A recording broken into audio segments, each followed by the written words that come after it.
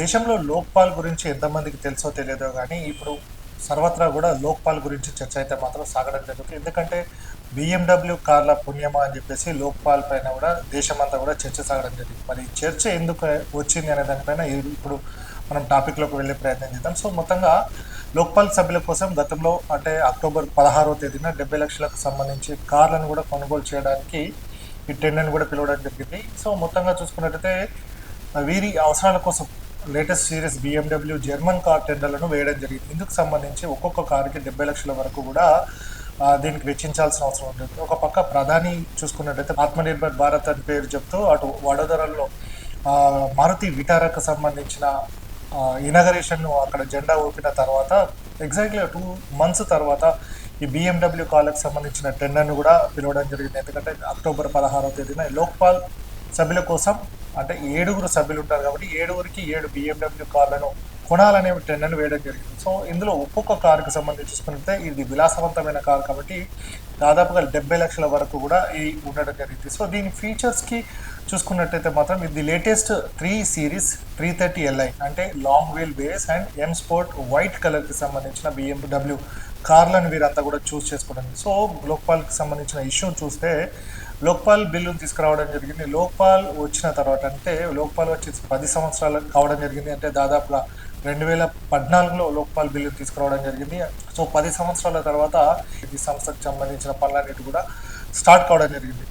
లోక్పాల్కి సంబంధించి చూసుకున్నట్టయితే లోక్పాల్ ఏర్పాటు అనేది 2014 జనవరి 16వ తేదీన సాగడం జరిగింది. దీనికి సంబంధించి కానీ మొదటగా అధ్యక్షుని నియమించడానికి దాదాపుగా 5 సంవత్సరాలు పట్టింది. అంటే లోక్పాల్ను 2014లో పెడితే 2019 వరకు కూడా అధ్యక్షుడు అనేది కూడా లోక్పాల్కి దొరకలేదని చెప్పుకోవచ్చు. సో మార్చి 19, 2019 రిటైర్డ్ జస్టిస్ పినాకిని చంద్ర ఘోష్ను నియామకం జరిగింది. సో ఫస్ట్ అంటే 5 ఏళ్ల తర్వాత అధ్యక్షుడు నియమించుకోవడం జరిగింది. ఆయన మే 2022 రిటైర్ కావడం జరిగింది. సో అటు తర్వాత మళ్ళీ గ్యాప్ రావడం జరిగింది. అటు తర్వాత మే 2022 నుండి ఫిబ్రవరి 24 వరకు కూడా లోక్పాల్కి సంబంధించి ఏ ఒక్క అధ్యక్షుని కూడా లేరు. సో 2014కు సంబంధించి 2024 ఫిబ్రవరి 14న మరొక సుప్రీంకోర్టు రిటైర్డ్ జస్టిస్ అయిన ఏఎం ఖాన్ విల్కర్ను లోక్పాల్ అధ్యక్షులు నియమించుకోవడం జరిగింది. సో 5 సంవత్సరాల తర్వాత లోక్పాల్ ఏర్పాటు అయిన తర్వాత 5 ఏళ్లకు ఒక అధ్యక్షుడు, మళ్ళీ 2 సంవత్సరాల గ్యాప్ తర్వాత మరొక అధ్యక్షుడు ఎన్నుకోవడం జరిగింది. సో ఈ కొత్త అధ్యక్షుడు వచ్చిన తర్వాత తమకు సంబంధించి అంటే విలాసవంతమైన బిఎండబ్ల్యూ కార్లు కావాలని కూడా వీళ్ళు కోరికను కోరడం జరిగింది. కోరిక వెంటనే తడవుగా వాళ్ళు చెప్పిందే తడవుగా దీనికి సంబంధించిన టెండర్ని కూడా పిలవడం జరిగింది. సో ఇందుకు సంబంధించి వాళ్ళు ఈ విలాసవంతమైన ఈ కార్ను తీసుకోవడం జరిగింది. సో కార్ ఫీచర్స్కి సంబంధించి చూసుకున్నట్టయితే బిఎండబ్ల్యూ కార్ అంటేనే విలాసవంతమైన కారు. ఈ ఫీచర్స్ చూస్తే మాత్రం మనకు మతిపోతుంది.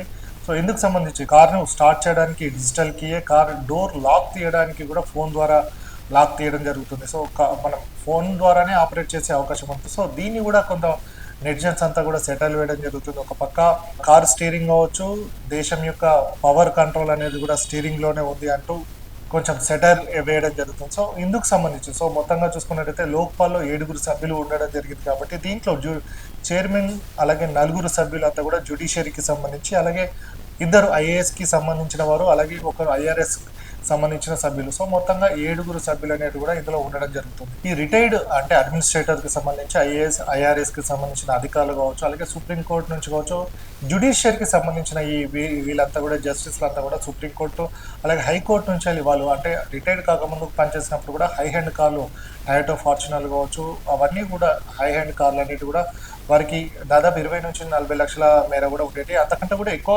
ఉండే అవకాశాలు కూడా కనబడుతున్నాయి. సో రిటైర్ అయిన తర్వాత లోక్పాల్కి సంస్థలకు వచ్చిన తర్వాత ఇట్లాంటి లగ్జరియస్ కార్లు కావచ్చు, విలాసవంతమైన హోటల్ రూములు ఎందుకు అనేది కూడా ఇప్పుడు ప్రధానంగా చర్చ సాగడం జరుగుతుంది. దీనిపైన ఇప్పుడంతా కూడా దాదాపుగా 70 లక్షలు అంటే 5 కోట్ల రూపాయల మేర ఈ 7 కార్లకి 5 కోట్ల రూపాయల మేర కూడా ఖర్చు అవుతుందన్న అవకాశం కూడా కనబడుతుంది. సో దీనికి సంబంధించి మొత్తంగా ఇప్పుడు దేశవ్యాప్తంగా కూడా లోక్పాల్ కంటే కూడా బిఎండబ్ల్యూ కార్లు రిలేటెడ్గా ఇప్పుడు లోక్పాల్ పైన చర్చ జరగడం జరుగుతుంది. ఈ లోక్పాల్ అంటే ఏంటి అసలు? అడ్మినిస్ట్రేషన్కి సంబంధించిన ప్రభుత్వ రంగ సంస్థల్లో పనిచేస్తున్న ఉద్యోగులు ఎవరైతే ఉన్నారో వారి అవినీతి ఎక్కడైతే ఉండడం జరుగుతుందో వారిని ప్రాసిక్యూట్ చేయడం కావచ్చు, వారికి సంబంధించిన ఇన్వెస్టిగేషన్ చేయడం అనేది కూడా లోక్పాల్ చేతుల్లోనే ఉండడం జరుగుతుంది. సో లోక్పాల్ సభ్యుల కోసం ఈ కార్ల టెండర్ అనేది చిన్న విషయం అని అనుకుంటే అది చిన్న విషయం కాదు, చాలా పెద్ద విషయం అనేది కూడా మన అందరికి తెలిసిందే. ఇదే విషయమే అసలు లోక్పాల్కి సంబంధించిన అధికారులు అవినీతి నిర్మూలన కోసం వీరందరూ కూడా రావడం జరుగుతుంది. ఎట్లాంటి విలాసవంతమైన కావచ్చు, ఈ అంగో ఆర్భాటం లేకుండా అవినీతి అధికారుల భరతం పట్టడానికి ఈ లోక్పాల్ను తీసుకురావడం జరిగింది. అట్లాంటి సభ్యులకు ఇట్లాంటి అసలు ఏం చేస్తున్నారని విలాసవంతమైన భోగభాగ్యాలు కావచ్చు ఇవన్నీ కూడా ఎందుకు కావాలి అనే ఒక డౌట్ మనందరికీ ఎట్లా రావడం జరిగిందో అదే డౌట్ కాంగ్రెస్ పార్టీకి సంబంధించిన ఒక ఎంపీకి కూడా రావడం జరిగింది. అదే విషయాన్ని ఆయన పార్లమెంట్లో ప్రశ్నించడం జరిగింది. ఇందుకు సంబంధించి కన్సర్న్ మినిస్టర్ అయిన డాక్టర్ జితేంద్ర సింగ్ దీనికి సమాధానం ఇవ్వడం జరిగింది. 2023-24కు సంబంధించి లోక్పాల్ వద్ద దాదాపుగా 166 కంప్లైంట్లు రావడం జరిగింది. అలాగే నవంబర్ 2024 వరకు చూసుకున్నట్టయితే 156 అంటే 140 కోట్ల మంది భారతీయులు ఉండడం జరిగింది. ఇలా దాదాపు కొన్ని లక్షల మంది ప్రభుత్వ రంగానికి సంబంధించిన ఉద్యోగులు ఉండడం జరిగింది. అలా అంటే మరి అవినీతి లేదా అంటే మాత్రం అవినీతి రోజు రోజుకు పెరిగిపోతూనే ఉంది. కానీ వచ్చిన కేసులు మాత్రం 200, 150 కంప్లైంట్స్ మాత్రమే ఉండడం జరిగింది. సో ఒక పక్క దేశవ్యాప్తంగా అవినీతి పెట్టరిగిపోతుంటే మాత్రం లోక్పాల్ వద్ద వచ్చిన కేసులు మాత్రం చాలా తక్కువగా ఉండడం జరిగింది. సో ఇప్పటి వరకు అంటే మనం చూసుకున్నట్లయితే కంప్లైంట్లు మాత్రం దాదాపుగా 2023-24కు సంబంధించి 150 కేసులు కావచ్చు, ఆ తర్వాత 200 కేసులు మాత్రమే రావడం జరిగింది. అసలు ఎంతవరకు వీళ్ళు విచారణ చేపట్టారనే దానిపైన కూడా ద హిందూ పేపర్లో కూడా దీనికి సంబంధించిన ఒక ఆర్టికల్ కూడా రావడం జరిగింది. సో దీనికి సంబంధించి చూసుకున్నట్టయితే దాదాపుగా 5 ఇయర్స్లో 24 కేసులు మాత్రమే విచారణకు ఆదేశించడం జరిగింది. అందులో 6 కేసులలో చర్యలు తీసుకోవాలని మాత్రం ఆదేశాలు జారీ చేయడం జరిగింది. సో 90% కంప్లైంట్స్ సరైన ఫార్మాట్లో లేక అంటే లోక్పాల్కు ఎవరైనా దరఖాస్తు అంటే ఎవరిపైన కంప్లైంట్ చేస్తే దాని ఫార్మాట్ సరిగా లేదంటూ 90% దాదాపుగా 90% కంప్లైంట్స్ కూడా రిజెక్ట్ చేశారని కూడా హిందూ పేపర్ ద్వారా కూడా ఈ ఆర్టికల్ ద్వారా కూడా మనకు తెలుస్తున్న సందర్భం కనబడుతుంది. సో మొత్తంగా లోక్పాల్కు సంబంధించిన ట్రాక్ రికార్డు మాత్రం ఏ విధంగా ఉందనేది మనం చూస్తుంటే తెలిసిపోతుంది. అటు ఎవరైనా సరే దీనిపైన కంప్లైంట్లు ఇస్తే 90% వరకు కూడా రిజెక్ట్ చేయడం జరిగింది.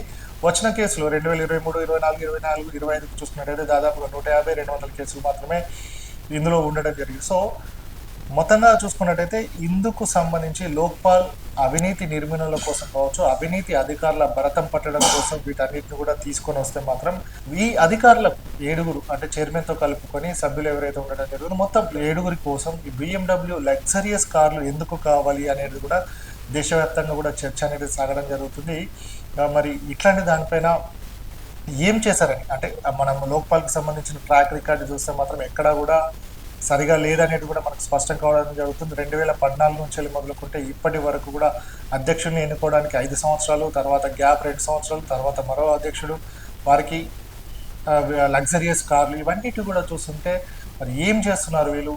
అవినీతి అధికారుల భరతం పడుతున్నారా లేకపోతే విలాసవంతమైన జీవితానికి వీళ్ళు అలవాటు పడుతున్నారా అనే దానిపైన కూడా చర్చ అంతా సాగడం జరుగుతుంది. సో మొత్తంగా కార్లకు సంబంధించి చూసుకున్నట్టయితే లోక్పాల్కి సంబంధించిన వార్షిక బడ్జెట్ ఏదైతే సంవత్సరం బడ్జెట్ ఉండడం జరిగిందో దీంట్లో అంటే దాదాపుగా 44 కోట్లు 45 కోట్లు వాళ్ళ ఇయర్లీ బడ్జెట్ ఉండడం జరిగింది. దీంట్లో 10% అంటే 5 కోట్ల వరకు కూడా ఈ కార్ల కోసమే ఖర్చు పెట్టడం జరుగుతుంది. సో మిగతా అంటే బడ్జెట్ ఒక 1 ఇయర్ బడ్జెట్లో 10% ఈ కార్ల కోసమే ఖర్చు పెట్టడం ఎంతవరకు సమంజసం? అవినీతి అధికారుల భరతం పట్టి అవినీతి సొమ్మును ఇవన్నిటి కూడా వెలికి తీయాల్సిన అధికారులు మాత్రం ఇట్లాంటి చర్యలకు ఎందుకు కొనుక్కుంటున్నారని కూడా చూస్తున్నాం. సో మొత్తంగా మనం దేశవ్యాప్తంగా చూసుకున్నట్టయితే ఒక్కొక్క దగ్గర కొన్ని 100 కోట్ల రూపాయలు కావచ్చు, కొన్ని చోట్ల బీరువాల నిండా కావచ్చు, ఒక గోనె సంచుల నిండా కూడా డబ్బుల మూట కట్టలు అవన్నీ కూడా మనకు కనబడుతూనే ఉన్నాయి. ఇందుకు సంబంధించి మనం సిబిఐ హ్యాండింగ్లో ఎక్స్కి సంబంధించిన ఖాతాల్లో కావచ్చు, సివిసికి సంబంధించిన ఖాతాల్లో కావచ్చు, ఇవన్నిటి కూడా మొత్తంగా ఈడీ హ్యాండిల్లో కావచ్చు, మొత్తంగా ఎక్కడెక్కడ మనం సొమ్మును రికవరీ చేయడం జరిగింది, ఎక్కడ అవినీతి సొమ్ము ఉంది అనేది కూడా మనకి ఎక్స్ హ్యాండిల్లో మనం చూస్తున్న సందర్భాలు కూడా కనబడుతున్నాయి. కాబట్టి సో మొత్తంగా అవినీతి అధికారుల భర్తం పట్టాల్సిన ఈ లోక్పాల్ సభ్యులు ఇట్లాంటి లగ్జరియస్ BMW కార్లు ఎందుకు కావాలి, వీళ్ళు ఏం చేస్తున్నారు, ఏం పని చేస్తున్నారని, వీరికి ఈ విలాసవంతమైన కార్లు కావాలి అంటున్నారు అనేది కూడా సో మొత్తంగా దేశవ్యాప్తంగా చర్చ అనేది మాత్రం సాగడం జరుగుతుంది.